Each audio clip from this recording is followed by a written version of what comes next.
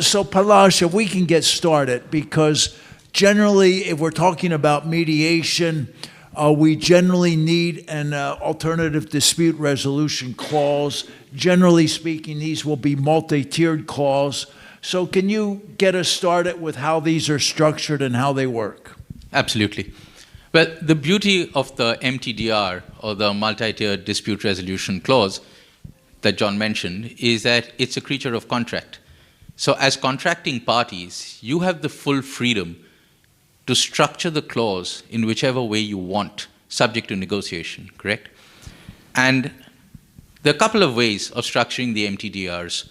One, you could have a simple mediation clause, which basically requires parties to attempt to resolve disputes through mediation before they go to court.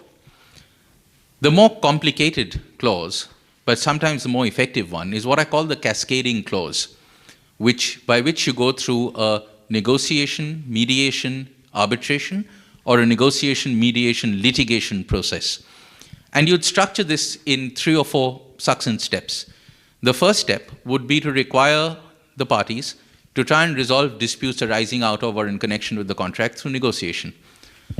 I'm a fan of specifying a time limit and specifying the parties, either the board members or the CEO or a specific SPOC, point of contact, of the parties to start and conclude the negotiation.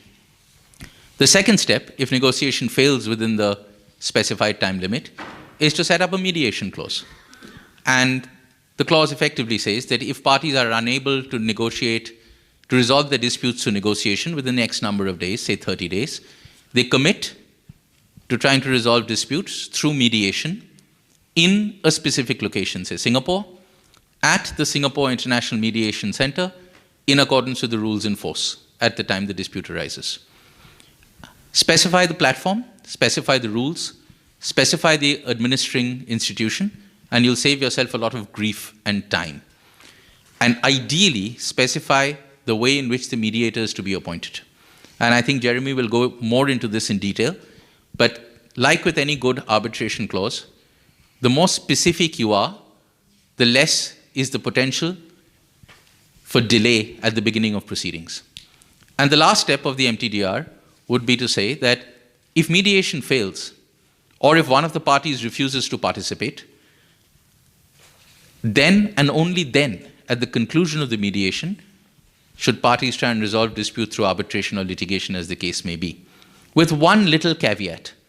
The caveat is that if you need urgent interim relief and you're able to demonstrate it, then rather than lose time through mediation, a demonstrable need for injunction, you slip that in as a caveat.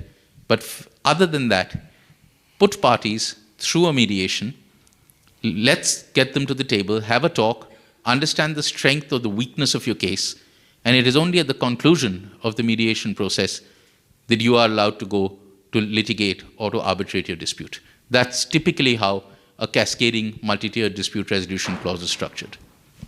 Thank you, Palash.